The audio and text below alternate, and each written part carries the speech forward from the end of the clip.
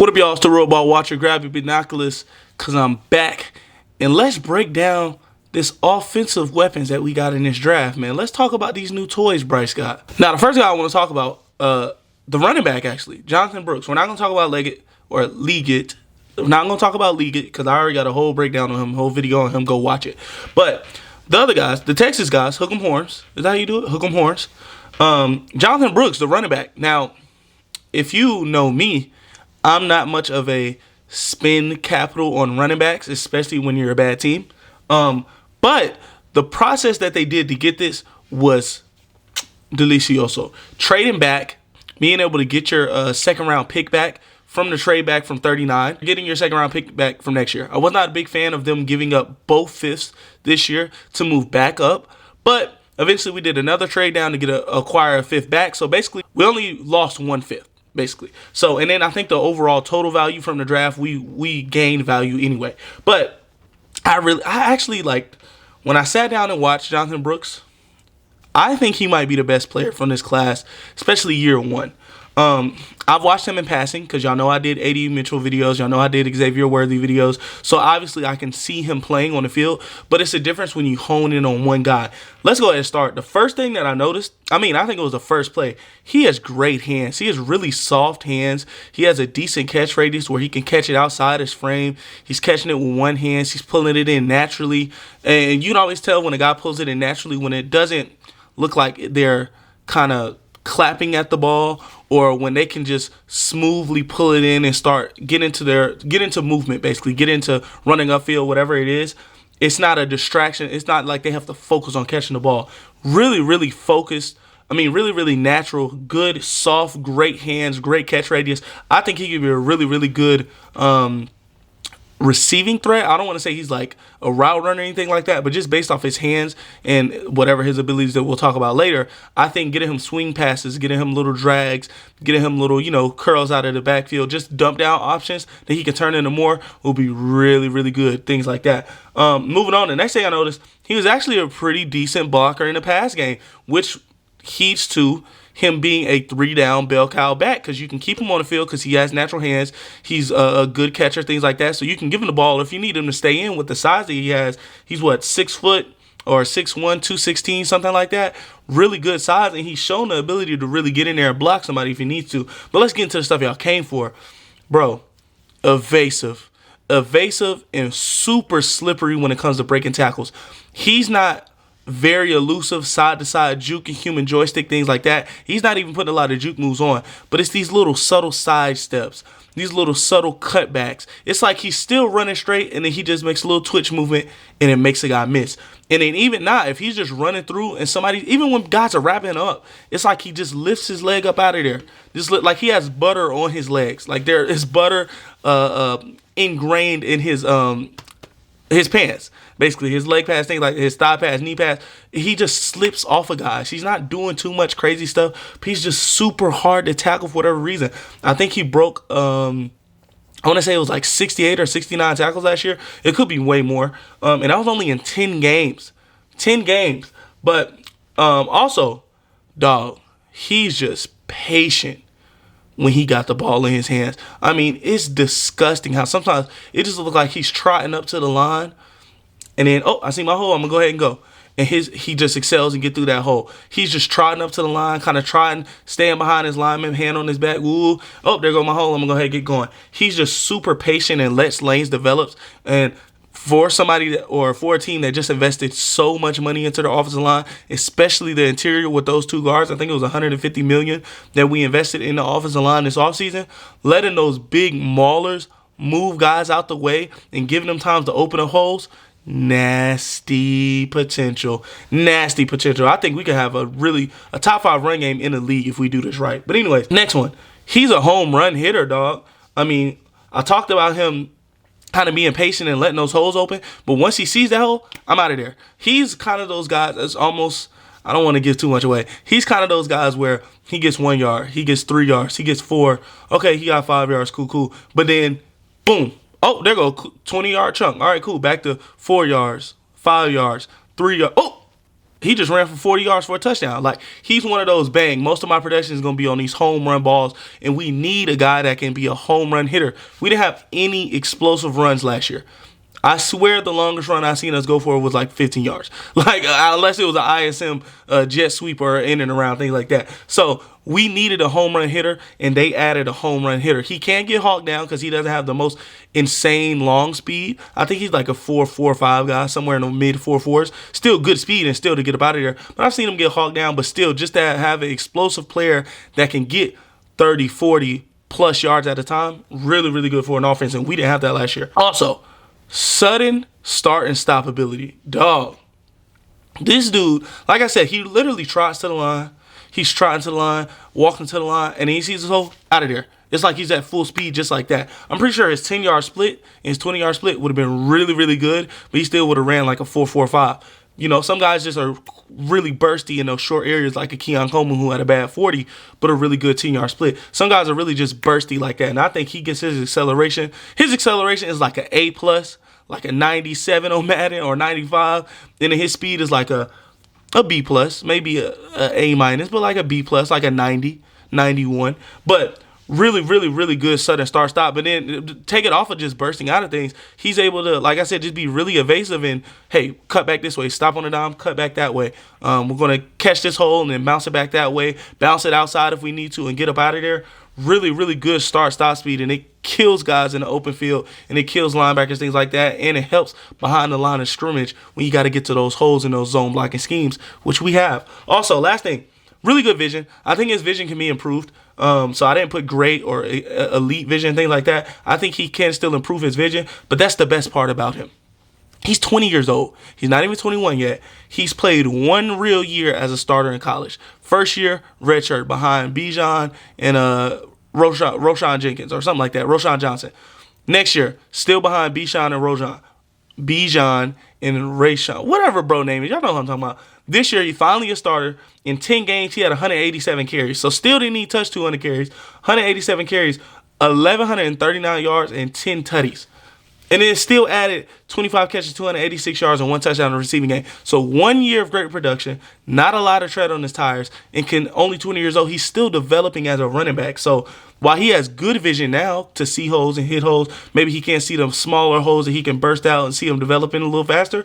He will eventually get there, in my opinion, because he's only 20 years old. But now I want to talk about the DNA that we're making up. The DNA of this player, the first thing I can think of when I'm watching him, dude, this is Le'Veon Bell. Like, Le'Veon Bell was a lot slower. I think he was like 4.6, 4.7 speed, something like that. But just the patience behind the line of scrimmage to wait all day and then hit a hole, see the vision and hit that hole and get through there. And he's not this super speedy, burn a guy downfield type of guy, just like Jonathan Brooks. I think they'll win in the same way that Le'Veon had that really good patience, really good visions, and really good elusiveness, even though he's not this super freaky athlete.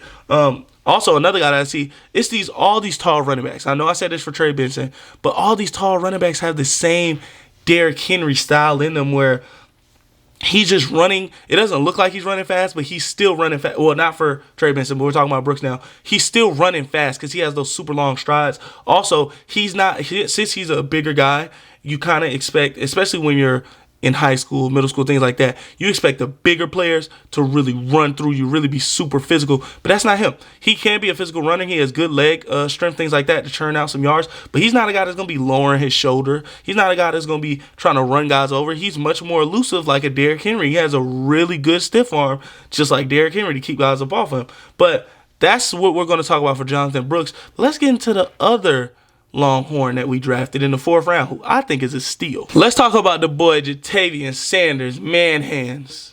Do I got man hands? You can't see. But man hands. First thing I noticed, dog, those hands, big, strong hands.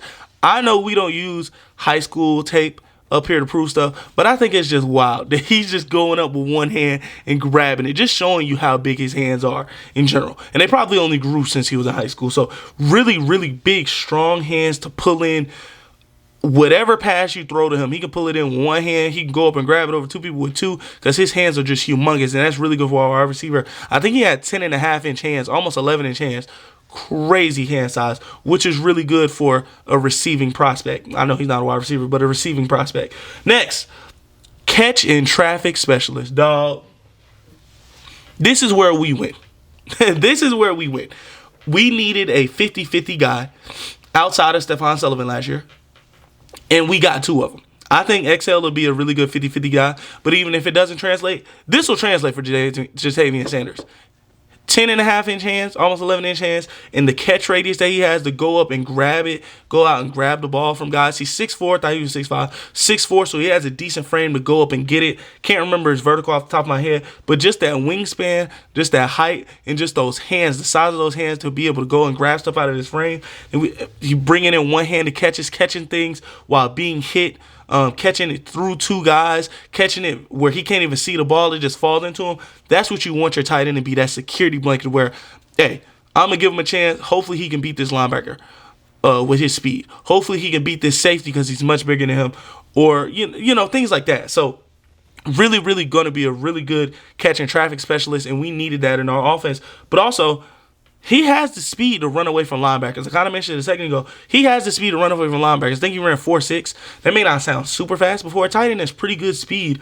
And when a guy is chasing you, I think he has enough speed to run away from guys. Now, he's not this insane Kyle Pitts type speed guy or even Tommy Tremble, but he has enough speed to run away from guys up the seam and kind of get those chunk yards and those four verticals up the seam routes, things like that when he's playing a linebacker. Maybe not safeties, but that's what you have the catch and traffic specialist for. When you get a safety on you, he's probably much, much smaller than 6'4", 250 pounds, and have the hand size and wingspan that Jatavian Sanders do. That's when you throw in those 50-50 balls. But you got a linebacker on, hey, I need you to separate. I need you to get past that guy. He has the speed to do that. Also, he's shown a little bit of route running prowess to also do that, where he showed some good stems at the top of his route. He's shown some good head fakes, things like that, some good hip flexibility to get in and out of those slants, those posts, things like that, where he's made guys fall at the top of routes. That's also going to help him against guys like linebackers and just create a little bit enough separation against safeties to where, all right, Bryce feels comfortable throwing it. So I know I said he's going to be a 50-50 specialist, a catch and traffic specialist, but you still don't just throw it to a guy when he's blanketed. He still got to have a little bit of an edge to where you can get it to him, hey, this linebacker head is behind him. Throw it to the linebacker's head, he's going to be able to go and grab it off of him. Hey, this safety is on top of Jatavian because he's much faster, so he's blanketing him from the top because we're trying to go deep. Throw him back shoulder. The safety can't get to it. Jatavian has such good wingspan, catch radius, and hand size, he'll be able to pull in that back shoulder ball like we seen a lot last year with a certain somebody. But moving on. Also, he has really strong legs and a really strong runner when it comes to yak. I don't think he's going to be a super yak specialist like a Kittle or anything like that, but he has enough to where he can create a couple 5-10 yards extra when it's a safety on him, because it's been clips where he's dragging guys with him while he's running. Maybe not for long, but he's dragging guys with him where he's running. He has a super strong stiff arm, so don't let a smaller safety or DB be near him and he could just throw him off. Super strong stiff arm. He did Kool-Aid really dirty on that one Alabama play. Y'all should know what I'm talking about. It's definitely in the clips, but I think he'll be decent yak. He has enough speed and burst in the short area to where if you flick into him for a little short route, he'll be able to beat a guy, one or two guys to an angle. Or one guy, really. Not super fast, but he can beat a guy to an angle. After that, hey, hopefully he's a strong runner. Hopefully he can get his hand on somebody, stiff arm him with those humongous hands, which also helps with that. And the wingspan to keep guys off his frame. But a really strong runner. Hopefully that helps him with some yak. I think it will for a little bit, but not much. Last thing is his DNA. I think we covered everything. Last thing is DNA. Dog, Stephon Sullivan and Bryce Young's chemistry last year on back shoulder balls shows you exactly what type of routes and player that Jatavian Sanders should be. Stephon Sullivan wasn't a super inline tight end. Neither will Jatavian Sanders because he's not that good of a blocker. So put him in the slot. Flex him out a little bit. Put him out wide like Stephon Sullivan was last year. And hey, Bryce, he has a corner on him. He's on top of him. Throw him that back shoulder. Sully and Bryce had really good chemistry on back shoulders and on contested balls, period. He really trusted Stephon Sullivan to go get a contested catch. I think he'll do the same thing with Jatavian Sanders. And the last dude, another Panther legend, Greg Olsen. He just reminds me of Greg, where Greg isn't super duper fast when he's with the Panthers at least.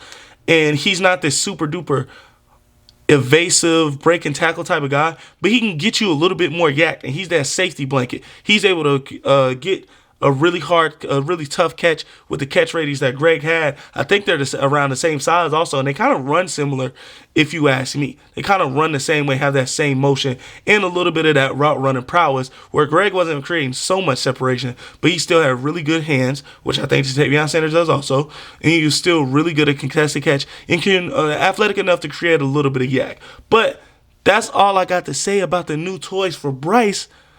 Stay tuned this all season. I'm going to be doing videos for other teams, for the rookies that they drafted, because I like a lot of these landing spots, and I like a lot of these drafts. I'm probably going to make a 49ers video next. And also stay tuned for how Dave Canales will deploy these new weapons that Bryce has in his offense. But this has been a Real Ball Watcher. Put your binoculars up. I'll see y'all next week. Like, subscribe, do all the YouTube stuff. Also, comment what y'all think the yards and kind of the stat markers that you think these guys will hit in their rookie season. Let me know what type of impact you guys think they'll have. I love y'all. I'm out.